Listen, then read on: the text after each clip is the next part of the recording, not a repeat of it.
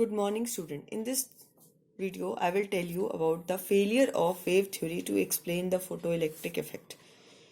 How you can say that wave theory is failed to explain this photoelectric effect? According to wave theory, the intensity of wave or a light that is directly proportional to energy carried by the wave. Intensity is determined by its amplitude. ये हमने पढ़ा था constructive destructive interference में, where crest fall on trough, where that at that point amplitude decreases, intensity decreases, energy decreases. ठीक, तो according to this, if intensity of light increases, it means it impart more energy to the electron. So kinetic energy भी क्या हो जानी चाहिए, maximum. But experimentally हमने देखा, first जो आपका एक्सपेरिमेंटल फैक्ट था, kinetic intensity with the change in intensity there is no change in maximum kinetic energy. Cut off potential उसमें क्या है, same. So K maximum is independent of intensity of light. Now in second case, according to this wave theory, the photo electric emission must be possible for all the frequencies. तो क्योंकि frequencies तो energy बता नहीं रही, तो होना क्या चाहिए था वेव थ्योरी के according, the emission must be possible for all the frequencies following on it. But experimentally it is not possible. There exist a threshold frequency. एक थ्रेशोल्ड फ्रीक्वेंसी एग्जिस्ट करती है below which the no emission is possible. तो यहाँ पे भी failure हो गया, यहाँ पे भी फेलियर हो गया. थर्ड पॉइंट, हमने कहा था कि ये कैसी प्रोसेस है, इंस्टेंटेनियस. लेकिन अगर हम ये कहते हैं वेव फॉल करेगी किसी भी मेटल सरफेस पे, और तो it will take some time, the energy will take some time to get to pass through these all electrons. ठीक है, the energy of the wave of light will not go to one electron, but it will take some time to distribute, due to which it is not an instantaneous process and it is against the experimental fact. So these are the points. ये topic तो बहुत ही unimportant लगता है, but sometime it is asked in the exam. After this we have, next is de Broglie dual nature of, or you can say dual nature of radiation. अगर हम dual nature of radiation की बात करते हैं, what does it means? Dual nature of radiation, अब आपको पता चला होगा कि in sum, dual nature of radiation का मतलब in few of the phenomenas are explain on the basis of wave nature, few are explained on the basis of ray nature, right? So we are considering two nature, wave nature as well as particle nature. ठीक, sometime the light behaves like a wave and sometime it behave like a particle. तो wave nature से हमने कौन से explain किए phenomena, diffraction, interference, और इससे हमने कौन सा एक्सप्लेन किया, फोटो इलेक्ट्रिक इफेक्ट. और अगर आप पढ़ सको तो क्रॉम्पटन इफेक्ट भी पढ़ सकते हो. This is also Crompton effect, that is Crompton effect that is also based on this. Crompton effect is also based on it. So sometime light behaves like a particle and sometime light behaves like a wave. Now the next is de Broglie hypothesis. De Broglie hypothesis क्या था? In chemistry all of you have studied de Broglie waves or de Broglie hypothesis था, every moving particle is associated with a wave. Every moving particle is associated with a wave. So sometime we consider particle nature of light and sometime we consider wave nature of light. So matter also possess two natures. One is wave nature and second is particle nature.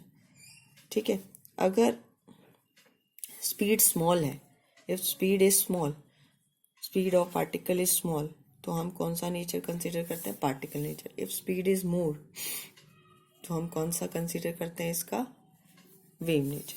तो what is the de Broglie wavelength associated, lambda is equal to H divide by M into V, H divide by linear momentum. अब how we can derive the expression for de Broglie wavelength, expression for de Broglie wavelength कैसे करेंगे हम?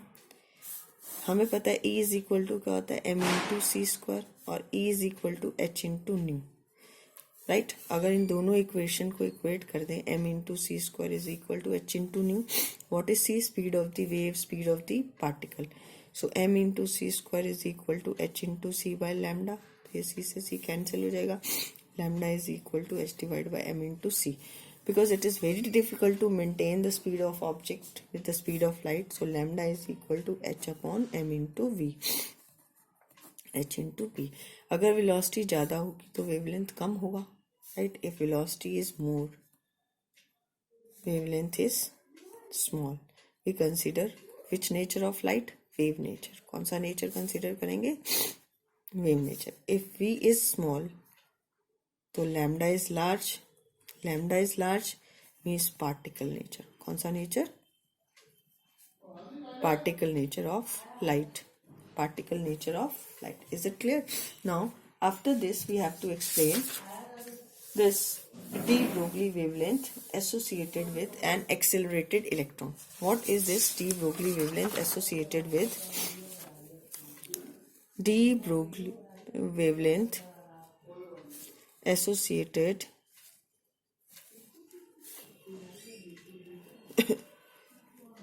an accelerated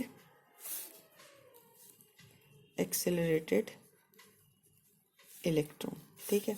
तो क्या होगी D Broglie wavelength associated with N accelerated electron? अगर आप एक इलेक्ट्रॉन को पोटेंशियल डिफरेंस में रख दें, this is the potential difference v, तो ये इलेक्ट्रॉन कहाँ मूव करेगा? It get accelerated toward this. What is the work done और the energy it acquire? This is equal to q into v. This is E into v. अब lambda क्या होता है? This is h upon p.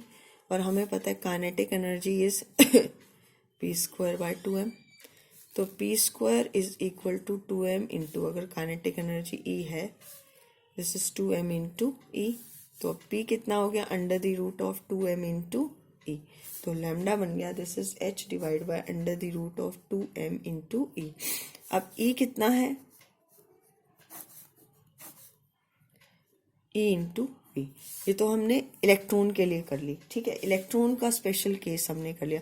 अगर हम इसमें Planck's constant की value use करें 6.6 into 10 raise to the power minus 34, 2 into 9.1 into 10 raise to the power minus 31, E is the 1.6 into 10 raise to the power minus 19. तो ये आ जाता है आपके पास 12.27 under the root of V angstrom. Very important result, very important result. ठीक है, ये डायरेक्टली लर्न करना है आपको, क्योंकि इस पे 1 मार्क क्वेश्चन आ जाता है. Find what is the ratio of the de Broglie wavelength if they are accelerated through a potential difference of v to 4 volt. तो v टू 4 वोल्ट करने का मतलब कितना रेशियो हो जाएगा? यहाँ पे ये 1 बाय रूट v 12.27, और यहाँ कितना हो जाएगा? 12.27 under the root of 4 volt. Cancel out करके ये आपके पास आ जाएगा, दिस इज 2:1. तो lambda 1 is twice of lambda 2. ठीक है, तो स्टूडेंट इस तरह के कॉन्सेप्चुअल क्वेश्चंस इसमें पूछ लिए जाते हैं.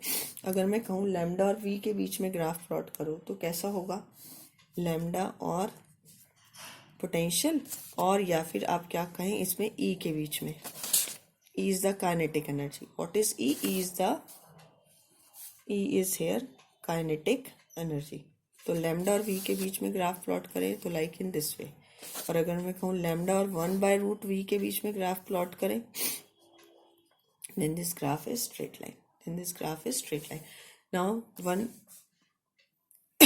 thing is this, that what is the de Broglie. ये ग्राफ बहुत इंपॉर्टेंट है और इसकी स्लोप का कॉन्सेप्ट, स्लोप के ऊपर क्वेश्चन पूछे जाते हैं. You have to do it by yourself. What is the slope of this graph? Slope of this graph is h upon root 2me. Slope क्या होगी इस रिलेशन से? अगर हम इसको लिखें, lambda is equal to h 2me under the root into 1 by root v. तो this is y is equal to mx. तो स्लोप क्या होगी? h upon root 2me. इस पे क्वेश्चन पूछे जाते हैं बेटे. Do the practice of this question. Now the de Broglie wavelength associated with if a mass is heated,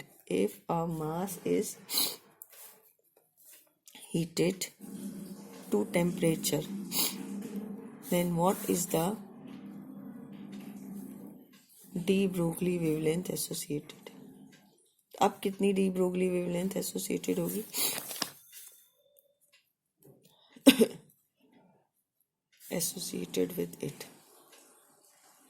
इसको करने के लिए एक हमने लास्ट ईयर पढ़ा था expression, kinetic energy due to temperature is 3/2 KT, 3/2 K Boltzmann constant, T is the temperature. तो lambda is equal to H/P, और काइनेटिक एनर्जी क्या होती है आपकी? P²/2m। तो P कितनी आ जाएगी? √2m काइनेटिक एनर्जी, और काइनेटिक एनर्जी आपके पास कितनी है? H divide bye √2m into 3/2 KT। तो यहाँ से ये कैंसिल हो गया, तो ये आ गया H/√3m KT। तो अगर हम कहें कि लैम्डा और टेम्परेचर में ग्राफ प्लॉट करिए तो कैसा ग्राफ होगा? It is also hyperbolic. So ये क्वेश्चन पूछे जाते हैं, इस पे न्यूमेरिकल पूछे जाते हैं। Davison and Germer experiment is not in your syllabus, so no need to do. Conceptual question you can do. Now, suppose the question is to you, find okay, question is